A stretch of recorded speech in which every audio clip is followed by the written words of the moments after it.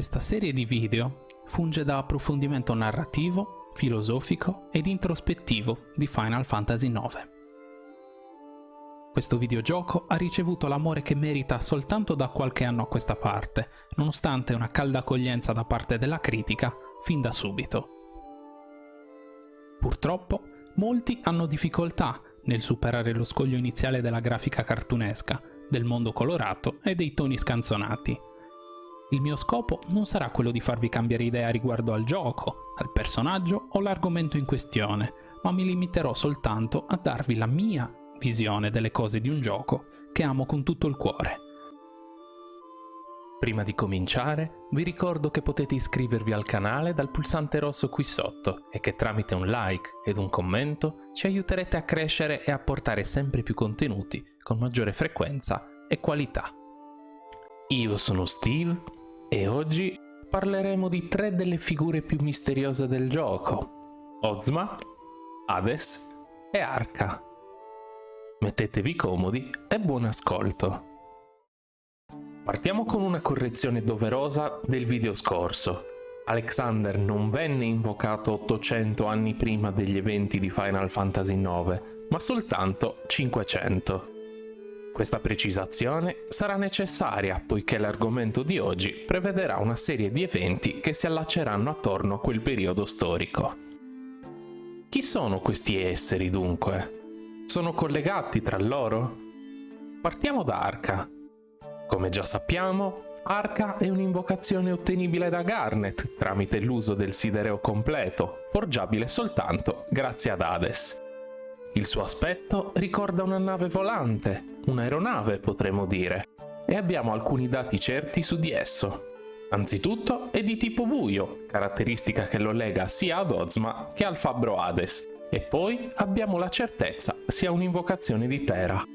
Esso è infatti stato posto da Garland a Oeilvert, luogo originariamente di Terra, per proteggere la pietra Gulgu che avrebbe permesso a Kuja di accedere al vulcano omonimo e riattivare l'isola splendente per raggiungere la stessa Terra da cui era stato bandito. Un piccolo appunto riguardo a questo vulcano. Pare infatti che ci abitasse un popolo di talpe, verosimilmente antropomorfe anche loro, e secondo gli scritti di Madain Sari, essi avevano scoperto un potente Eidolon, non identificato dagli sciamani. È supponibile che costui fosse proprio Arca che ha rubato la pietra a questo popolo poco menzionato dal gioco. Quando lo affrontiamo come boss, Arca non utilizza né i suoi poteri oscuri né il suo aspetto mecha, tipico dell'invocazione, e questo può essere spiegato in due modi. Oeilvert impedisce anche a lui l'uso del proprio potere magico, come fa anche con Kuja, oppure il suo potenziale nascosto è sfruttabile soltanto da uno sciamano. Il sidereo completo, che consente di invocarlo, è ottenibile soltanto sconfiggendo Ozma o utilizzando due frammenti, di cui uno in possesso di Arca stesso e l'altro si potrà rubare proprio da Ozma. Questo implica un'ulteriore connessione con gli altri due personaggi. Sappiamo anche che il popolo di Terra, prima del loro lungo sonno, era una civiltà tecnologicamente avanzata e che ha più volte costruito aeronavi da guerra, permettendole di prosperare a discapito degli altri. Nel momento in cui sono entrati nel loro sonno millenario, è plausibile che tramite memorie, desideri di conquista e ricordi abbiano generato lo stesso Arca con Garland, che approfittò della forza e della giovinezza del cristallo di Gaia, poiché il loro era morente e manchevole di quel potere adatto ad autogenerare Eidolon simili. Tra l'800 ed il 1300 assistiamo a numerose guerre sul pianeta Gaia dovute alla presenza dell'albero di Ifa e della conseguente nebbia che solleticava lo spirito bellicoso degli abitanti. Questo sistema subdolo ed ingegnoso non durò oltre, in quanto Alexandria e successivamente le altre città si ersero sopra le montagne, evitando gli effetti nefasti della coltre. Questo spinse Garland ad attaccare direttamente i popoli che, nel frattempo, diventavano sempre più abili nell'uso delle invocazioni. È verosimile che abbia utilizzato proprio Arca per invadere il pianeta, ed ecco perché gli sciamani e le loro memorie hanno permesso la creazione di Alexander Eidolon di elemento sacro contrapposto a quello del nemico. Come la storia ci ha raccontato, quest'ultimo andò fuori controllo, ma riuscì a contenere l'assalto, considerando che, tolte alcune guerre interne, sarà un periodo di pace lungo e duraturo. Arca viene quindi deposto a Eilvert, e man mano che i secoli passarono, le memorie di Gaia e Terra si fecero più flebili, fino a far dimenticare la sua forma, che esisterà soltanto nel luogo in cui riposa durante gli eventi del gioco. Una volta sconfitto, otterremo infatti solo un frammento della pietra che ne consente l'invocazione, come se una parte di esso fosse altrove. Parlando di queste ultime righe, come non collegarci ad Ozma e alla sua storia?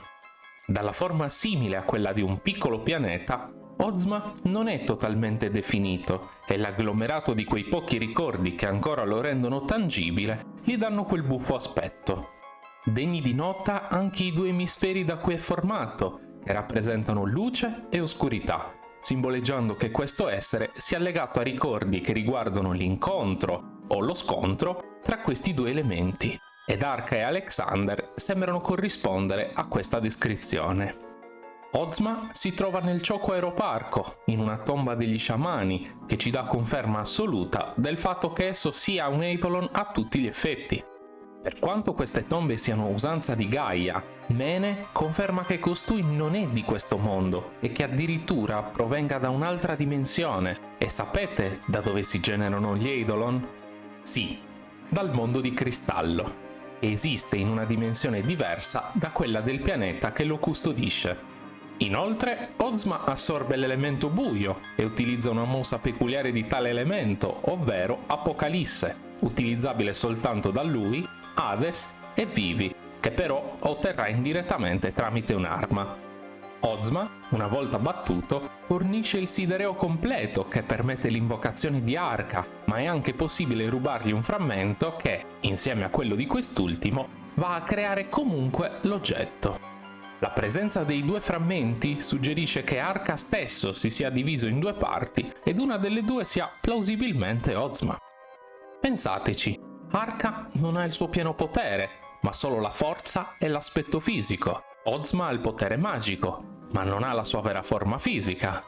Sconfiggerli ci dona il potere di Arca e sappiamo che Kuja punta ad ottenere Alexander per poter sfidare Garland, quindi è logico pensare che egli cerchi il potere che ha sconfitto il suo più forte Eidolon.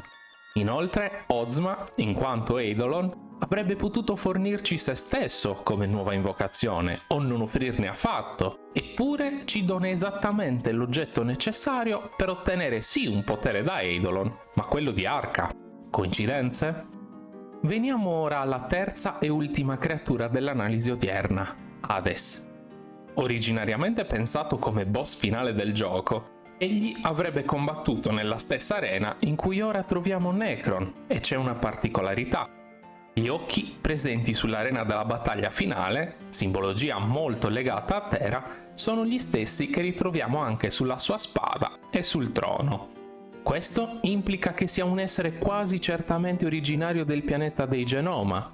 Egli, nella versione finale del gioco, si troverà invece nella stanza denominata Nascita, nel luogo dei ricordi, dove veniamo a conoscenza del fatto che Gaia, in origine, era formata solo da un enorme oceano. La sua presenza in un ricordo tanto arcaico fa supporre che egli esista dalla creazione del pianeta. Ma perché lì? Andiamo con ordine. È ormai noto che Garland volesse rubare la vita e le anime di Gaia, che però si sviluppava molto a rilento, e, portato all'esasperazione, tentò vari approcci, tra cui alcuni catastrofici. Allo stesso modo, potrebbe aver sfruttato Hades ed il potere che possiede prima di un intervento drastico. Ma se fosse il contrario? Ricordiamoci che Garland è stato creato dagli abitanti di Terra prima di cadere nel sonno semieterno, perciò nessun'altra creatura era presente oltre a lui dopo questo momento. D'altra parte, non abbiamo mai visto un essere di Terra che non fosse un costrutto o un genoma, e se a questo aggiungiamo la probabile provenienza di Hades dello stesso pianeta, la spiegazione più plausibile è che Hades, o chi per lui, abbia fabbricato Garland. Il trono di questo super boss implica un ruolo di spicco nella sua società e per essere tanto forte come avversario e tanto importante da venire prima di Garland, possiamo pensare fosse colui che governava a Thera o qualcuno di molto vicino. Nonostante ogni essere di questo pianeta sia caduto in un letargo lunghissimo, lo stesso sembra non valere per Hades, che sappiamo per certo aver mosso i suoi passi su Gaia. Egli viene indirettamente menzionato da Mogutaro come fabbro fantomatico e la sua tecnica di incantamento delle gemme è tuttora utilizzata da Guerreo. Questo potentissimo essere fu in grado di immagazzinare le forme fisiche dei ricordi, gli Eidolon, all'interno di gemme preziose che verranno poi, nel corso dei secoli, utilizzate come catalizzatori per le invocazioni. Non solo conosce gli Eidolon, che possono esistere solo in presenza di ricordi e quindi civiltà, ma qualcuno ha appreso le sue tecniche che sono arrivate fino ad oggi ed è lecito pensare che le abbia lui stesso tramandate e insegnate a qualcuno.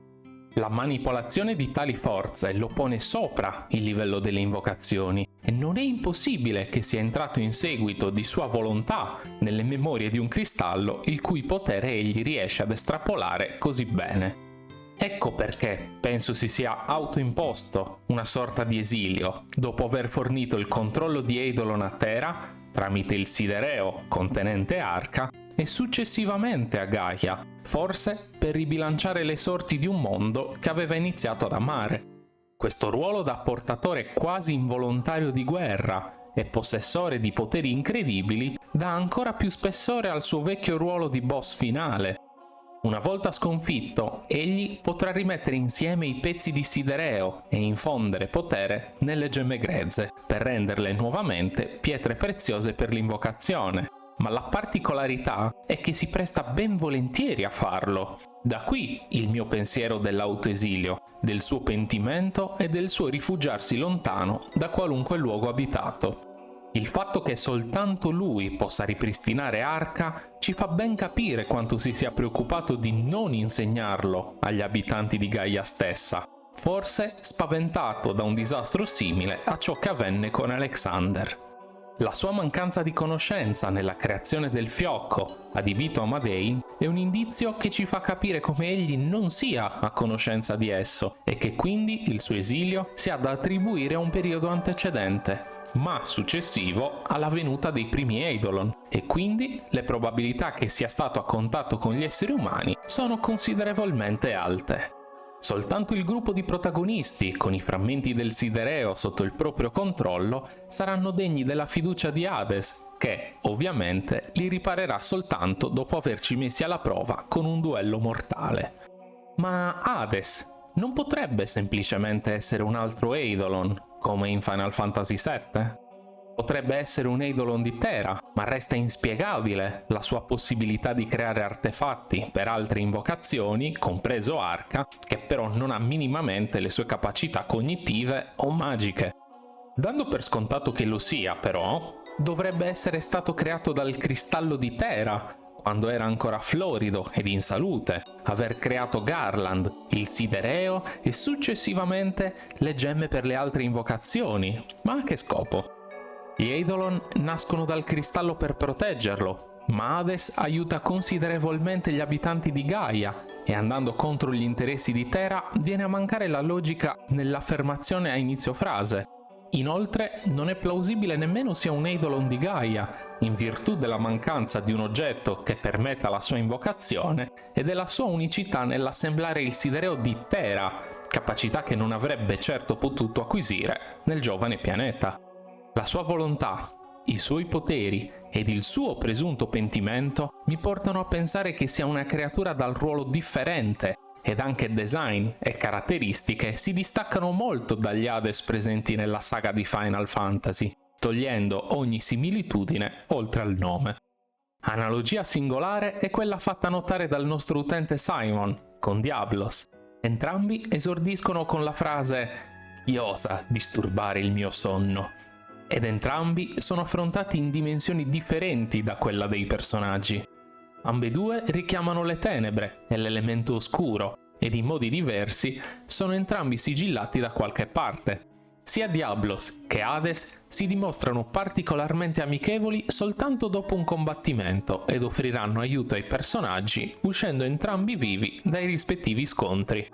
Queste sono le mie teorie riguardo creature ed eventi rimasti piuttosto oscuri, ma che ci hanno permesso fervidi ragionamenti grazie alle briciole di lore lasciate qua e là da descrizioni, libri di approfondimento, dialoghi e iconografie.